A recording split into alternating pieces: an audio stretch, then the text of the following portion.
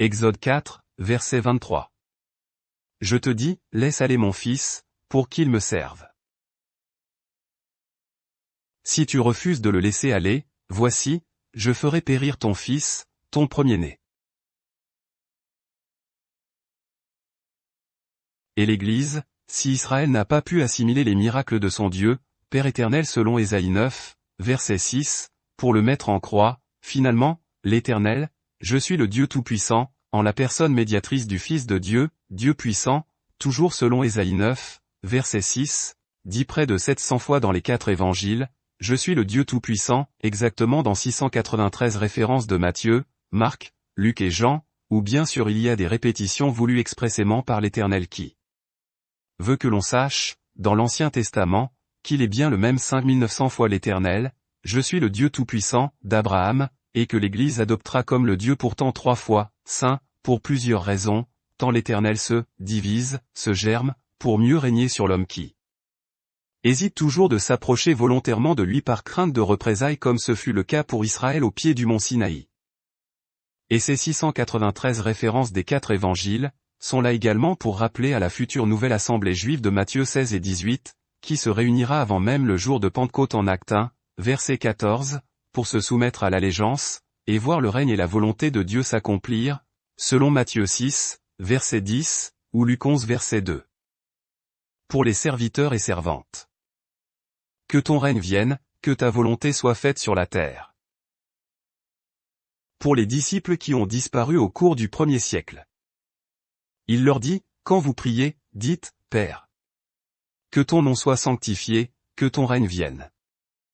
Ce qui a demandé aux 120, de l'Église qui allait voir le jour sous la forme actuelle, avec juifs et gentils païens réunis, sous une même foi au Fils de Dieu Jésus-Christ. Et qui donnerait le top départ pleinement à l'Église, la fiancée de Christ, en Actes 10 et 11, lorsque l'apôtre Pierre ouvre les yeux des juifs chrétiens de la nouvelle assemblée pour y accueillir les nations non juives. Et comme l'édito, doit vous dire, ce que vous avez besoin de croire, avec des brebis bergers en grand nombre à la traîne qui freinent encore des 2 pieds pour ne pas se mettre au pas de l'évangile basique du Seigneur Jésus qui le dit, même si c'est d'une façon désinvolte, et sans même être un commandement nouveau, et que je vous mets en grand. Voici donc comment vous devez prier, selon la version second. Priez donc ainsi, Notre Père, toi qui es dans les cieux, que tu sois reconnu pour Dieu, selon Sommeur. Voici donc comment vous devez prier, Notre Père Céleste, selon second 21. Vous donc priez ainsi, Notre Père qui es aux cieux, selon Martin. Vous donc, priez ainsi, Notre Père qui est dans les cieux, selon Darby. C'est donc de cette manière, qu'il faut prier, ou, d'après cette manière, priez donc, selon la King James. On ne peut pas le rater dans le chapitre 6 selon Matthieu, mais 2000 ans de l'histoire de l'Église, au lieu de noter une obéissance à cette allégeance que les premiers disciples ont abandonnée en perdant la plénitude du Saint-Esprit en 2 Corinthiens. 2 Corinthiens 1, verset 22. Lequel nous a aussi marqué d'un sceau et a mis dans nos cœurs les arts de l'Esprit. 2 Corinthiens 5, verset 5. Et celui qui nous a formés pour cela, c'est Dieu, qui nous a donné les arts de l'Esprit. Car à partir de ce moment-là en l'an 57, date de la rédaction de l'épître, et jusqu'à ce jour de 2025, plus personne aucune n'a été rempli du Saint-Esprit. La Bible est formelle, et ceux qui se disent ou croient l'être, sont de parfaits menteurs remplis d'eux-mêmes uniquement. Et en Apocalypse, sans vous donner la référence, le Seigneur lui-même signale aujourd'hui, que, tous les menteurs, auront leur part du jugement réservé à qui? Aux nations, selon finalement la toute dernière coupe, c'en est fait, qui peut se traduire par « J'en ai terminé avec mes jugements sur les nations ». Mais ce n'est pas le dernier, c'en est fait. Pour dire bien plus tard, après le millénium, et comme de façon détachée qui surprend même encore l'édito de le trouver si tard dans le livre de l'Apocalypse, par l'expression « C'est fait ». Je suis l'alpha et l'oméga, qui se poursuit par une précision étrange, alors que les nations sont jugées, que le millénium est derrière nous et que Satan après avoir été relâché de sa prison pour faire un dernier tri de l'humanité, le Seigneur ajoute encore, afin que nos oreilles se pointent bien dans la bonne direction. Mais pour les lâches, les incrédules, les abominables, les meurtriers, les impudiques, les enchanteurs, les idolâtres, et tous les menteurs, leur part sera dans les temps ardents de feu et de soufre, ce qui est la seconde mort. Et cette affirmation m'étonne toujours, pour être le verset précédant la descente de la Jérusalem céleste qui est reçue par la nouvelle terre, dont Dieu parle à 5 reprises dans les Écritures. Donc, l'édito va comme à son habitude se faire le porte-parole de la parole de Dieu, pour vous dire, que si vous appartenez aux 10 vierges susmentionnées, prenez garde de ne point faire partie de ce lot qui sent le feu et soufre et dont l'expression, tous les menteurs, même ceux de l'Église de Jésus-Christ, ceux qui auront préféré la place de pharisiens selon Matthieu chapitre 23 que le Seigneur a donné, en l'an 50, à la rédaction de l'Évangile selon Matthieu, non au temple de Jérusalem. Non à Israël qui refuse de mettre son nez dans le Nouveau Testament, mais à l'Église de Jésus-Christ somnolente et dormante qui depuis la déclaration de Paul.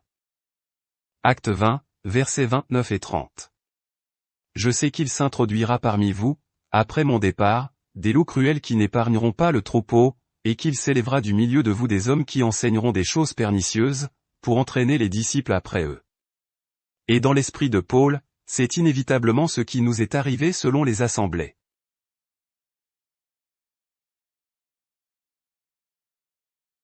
Par laquelle l'apôtre déclare qu'elle est partie en confiture, pour ne plus être à la page des Écritures mais dans un des évangiles parallèles, si nombreux soient-ils, même s'ils ressemblent au Nouveau Testament pour s'en imprégner avec toujours une touche de l'ennemi qui nous souffle depuis le Jardin d'Éden, Dieu a-t-il réellement dit cela, et nous colle de nos pensées juteuses, qui ressemblent à la vérité vraie de l'Évangile, et nos ajouts de bulles ou de liturgies diverses.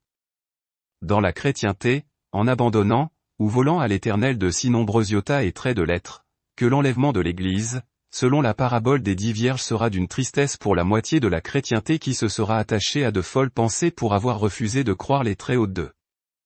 L'Éternel qui se cache toujours en Jésus-Christ, assis actuellement, à sa propre droite de Père éternel, toujours selon Ésaïe 9. Et j'espère que vous suivez. Sinon, reprenez la vidéo depuis le début. Pour ce qui concerne les vierges qui ont de folles pensées, je changerai de langage rapidement, tant le Seigneur est proche et à la porte, s'ils ne veulent pas en découdre avec la parole de Dieu faite chair. C'est inadmissible, que celui qui dit annoncer l'Évangile, la bonne nouvelle du salut en Jésus-Christ, y glisse le mensonge pour plaire à son ange de Père, qui ne se tient pas dans la vérité. Et si l'édito est caustique, ce n'est pas pour blesser. Paul disait, que s'il pouvait jalouser les siens, c'était pour en gagner le plus grand nombre à Christ. Méfiez-vous donc de la parole de Dieu qui déclare, je coupe une première fois, puis je recoupe encore une deuxième fois pour savoir si toute la vérité de ma parole a bien été gardée. Vous avez cette affirmation dans ces 3 références. Hébreux 4, verset 12. Car la parole de Dieu est vivante et efficace, plus tranchante qu'une épée quelconque à 2 tranchants, pénétrante jusqu'à partager âme et esprit, jointure et moelle, elle juge les sentiments et les pensées du cœur. Apocalypse 1, verset 16.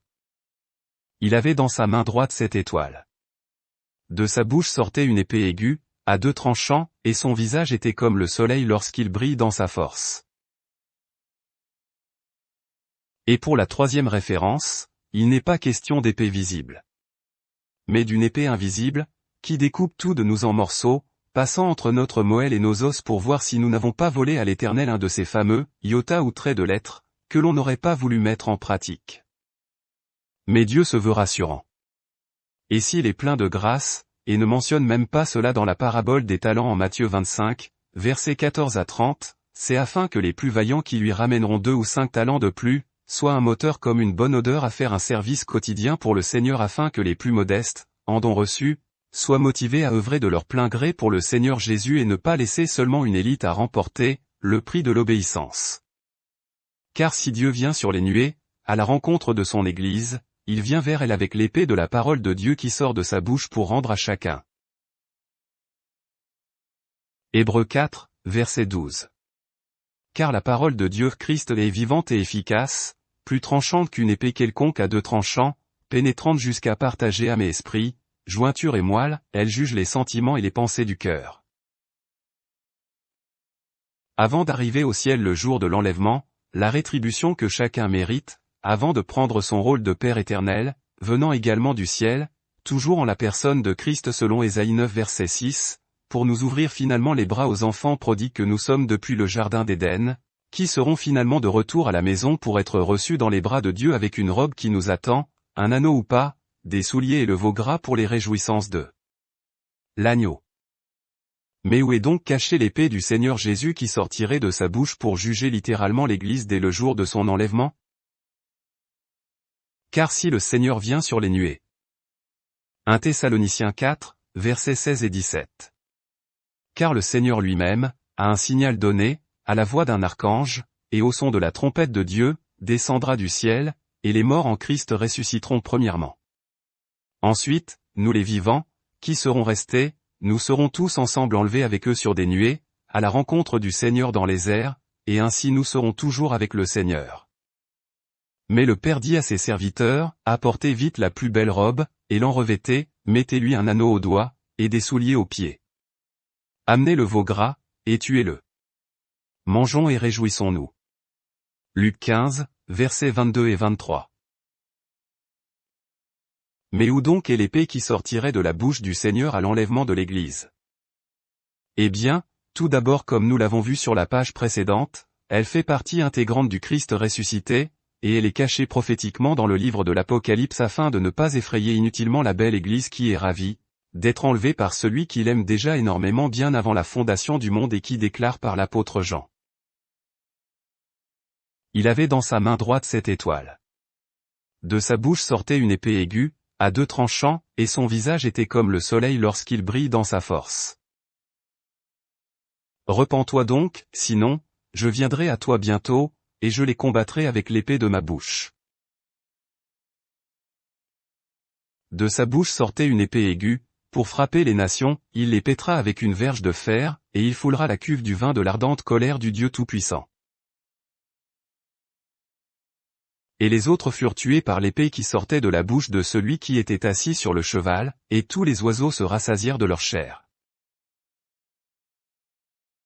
Et les 4 références ci-dessus du livre de l'Apocalypse, soulignent toutes, que le Christ au chapitre 1 et 2, en l'an 95 avait déjà une épée flamboyante sortant de sa bouche pour juger l'Église, qui était infidèle de plusieurs façons. Puis, à la fin de la tribulation, notre Seigneur est présenté toujours avec cette même épée qui sort de sa bouche. Maintenant, si vous, de votre côté, vous pensez que celui qui avait une épée dans sa bouche au cours du 1er siècle en l'an 95, et qu'il l'a toujours au 21e siècle pour juger les nations dont Israël fait partie tant il a rejeté la gouvernance du roi des rois et seigneur des seigneurs de multiples façons. Que si vous pensez, ne pas la voir le jour de l'enlèvement, même si elle vous sera favorable pour vous laisser la vie éternelle, cette langue coupera tout de nous comme si notre nom était Belchatsar. Selon Daniel chapitre 5 et verset 25. Voici l'écriture qui a été tracée, comptée, pesée, et divisée. Maintenant, comme vous êtes dans une étude biblique, il va falloir tout de même travailler un peu et ne pas laisser l'édito tout vous souffler pour voir si ce qu'on vous dit est conforme à la parole de Dieu, et votre béréatitude, selon Actes 17, versets 10 et 11. Aussitôt les frères firent partir de nuit Paul et Silas pour Bérée. Lorsqu'ils furent arrivés, ils entrèrent dans la synagogue des Juifs.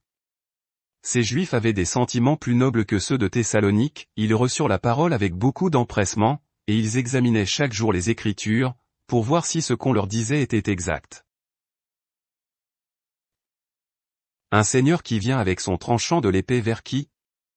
Vers les 7 églises de l'Apocalypse, l'église de Jésus-Christ, qui loue son Seigneur bien trop souvent, pour manquer de crainte envers celui qui vient, après un clin d'œil vers elle avec son tranchant de l'épée et ses balances, talentueuses, de Matthieu 25, verset 14, tant il déclarait déjà jadis, étant toujours le même hier, aujourd'hui et éternellement, que ces balances talentueuses, compteront et pèseront tout de nos, iota et traits de lettres, qui n'auront pas été selon sa volonté. L'Église aura de beaux jours devant elle après ce moment, où du clin d'œil elle sera attirée à Christ, comme le Fils prodigue et sa parabole qui nous enseigne, qu'avant d'être dans les bras de Père éternel, l'Église aura, avant même de franchir les portes du ciel de Dieu, goûté à son tribunal et ses balances qui disent toujours, comme hier ou après le millénium.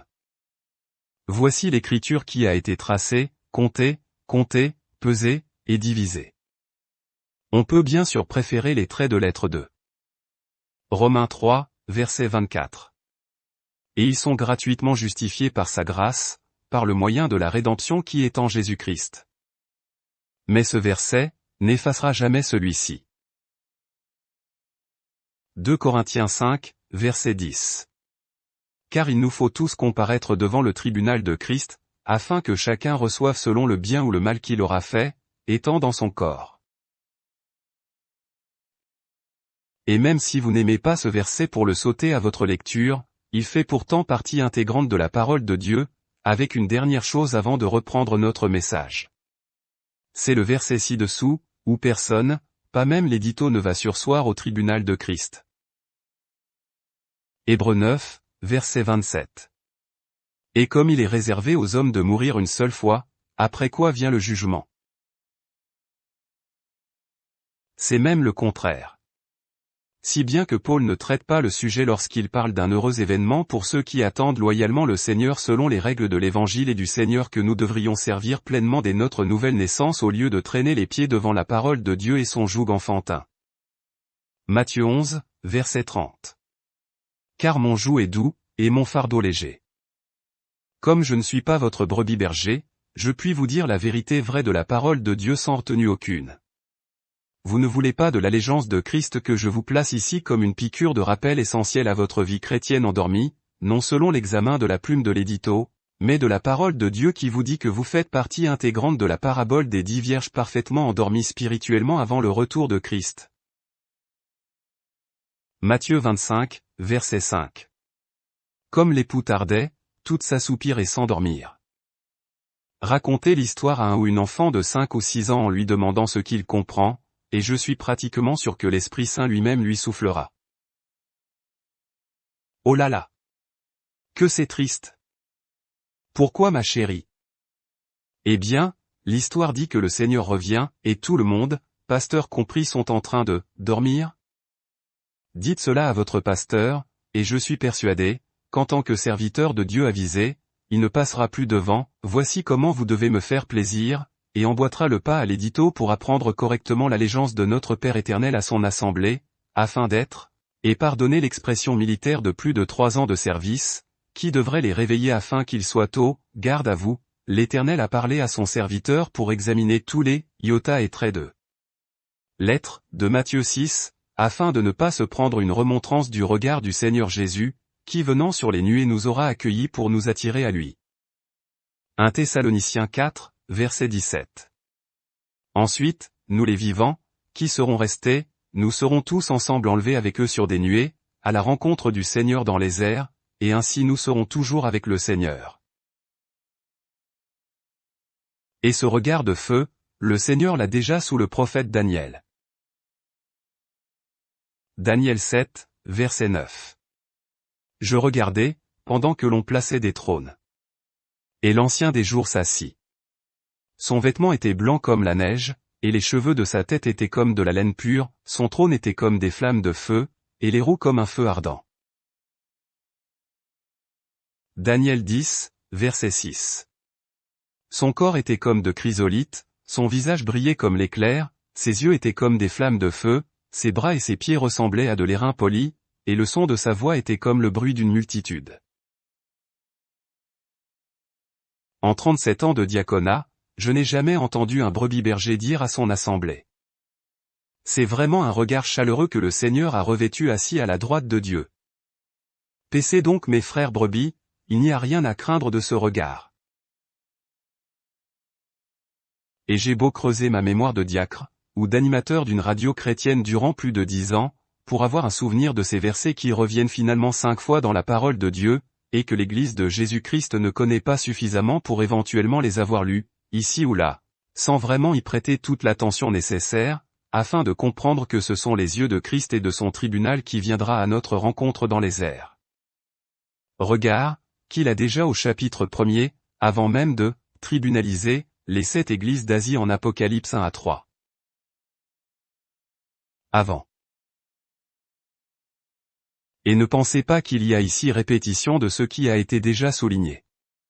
C'est juste une piqûre de rappel afin que vous ayez bien ancré en vous les yeux du Seigneur Jésus actuel. Apocalypse 1, verset 14. sa tête et ses cheveux étaient blancs comme de la laine blanche, comme de la neige. Ses yeux étaient comme une flamme de feu. Pendant. Apocalypse 2, verset 18. Écrit à l'ange de l'église de Thyatire, voici ce que dit le Fils de Dieu. Celui qui a les yeux comme une flamme de feu, et dont les pieds sont semblables à de l'airain ardent. Et après la grande tribulation, il les a toujours. Apocalypse 19, verset 12. Ses yeux étaient comme une flamme de feu, sur sa tête étaient plusieurs diadèmes, il avait un nom écrit, que personne ne connaît, si ce n'est lui-même. À présent, entendons-nous bien. Vous êtes peut-être un très fidèle serviteur de Dieu qui a enseigné une fois dans votre carrière de brebis berger que le Seigneur avait ses yeux, là. Et devant lesquels à présent comme étant ceux vers qui on devait se tourner pour obéir à sa loi de l'Évangile nouveau, cette nouvelle alliance, selon 1 Corinthiens 13, basée sur premièrement, l'amour. Deuxièmement, la foi. Et finalement, l'espérance. Et que poussé par le premier commandement, tout votre troupeau de brebis bergers s'est littéralement mis à 4 pattes, devant le bon berger tous les soirs, sans qu'aucune brebis n'oublie de dire et de faire, dit vœu journalier, ah, je suis le Dieu Tout-Puissant, marchez devant ma face, et soyez intègres, selon l'allégeance de Matthieu 6, versets 6 à 13. Mais comme vous ne l'avez pas fait pour vous-même, que vos pères en la foi ne vous l'ont pas enseigné, votre troupeau ne recevant que les iotas et traits de lettres de votre enseignement, a donc manqué lui aussi de s'y soumettre en pensant peut-être, puisque classé dans Matthieu 5 et 6 des béatitudes, ce n'était finalement que prière réservée pour les femmes et les enfants. Car le Seigneur déclarant, voici comment. Il ne s'adresse pas seulement aux disciples qui en Luc 11 ont déjà fait cette demande à Christ afin d'être enseignés à prier judicieusement comme le faisait Jean le Baptiste et ses disciples. Le Seigneur, dans un enseignement général et désinvolte, s'adresse à tous ceux qui autour de lui voudraient lui faire plaisir en s'abaissant comme des Jean-Baptiste, qui souhaiteraient faire la volonté de Dieu durant une journée ou deux, afin de goûter la présence de Christ, notre pain de vie quotidien, ou notre pain de vie quotidienne, notre manne céleste que Dieu a finalement donné à l'Église aussi, et qui comme Israël, et même pire, s'en est détourné, après y avoir goûté que seulement quelques journées en l'an 29 autour de Pentecôte. Israël a dû supporter la manne durant 40 ans afin de survivre dans un désert littéral et spirituel. Mais l'Église, dans son orgueil, ne l'a supporté que quelques journées de son histoire, par qui, Dieu lui a donné pour prix de son obéissance, le jour de Pentecôte où 120 personnes en Actes 1, verset 14, persévérant dans l'allégeance chaque jour afin que Dieu règne en eux. Et afin que la volonté de Dieu s'accomplisse selon la parole du Seigneur Jésus pour baptiser au nom du Père, Fils et Saint-Esprit entre 2000 et 3000 disciples dont Luc fait silence sur le nombre exact car en Acte 2, versets 5 à 13 les nations, toutes les nations de la terre seront là à Jérusalem pour choisir ou non, de devenir, disciples, de Jésus-Christ avec la promesse de Dieu qui dépasse l'entendement des Écritures pour les serviteurs que nous sommes, qui avons reçu la vie éternelle à notre nouvelle naissance. Mais pour les disciples, le Seigneur a prévu un tout autre parcours. Celui d'une allégeance fidèle et journalière selon Luc 11, versets 1 à 4 qui ressemble à celle de Matthieu 6, mais qui les conduira à une mort certaine, dans un parcours très court qui ne dépassera guère, sauf exception comme pour les apôtres Paul et Jean, à celui du ministère du Maître Jésus. Étienne sera la première victime, ou seulement quelques jours après Pentecôte donnera sa vie à Christ pour prix de son salut et qui vit sa vie de disciple comme son maître, qu'on croirait que le texte parle du Christ en croix si Étienne n'y était pas mentionné. Acte 7, versets 59 et 60. Et il lapidait Étienne, qui priait et disait, Seigneur Jésus, reçois mon esprit. Puis, s'étant mis à genoux, il s'écria d'une voix forte, Seigneur, ne leur impute pas ce péché. Et, après ces paroles, il s'endormit. Le Seigneur disant la même chose. Luc 23, versets 34 et 46.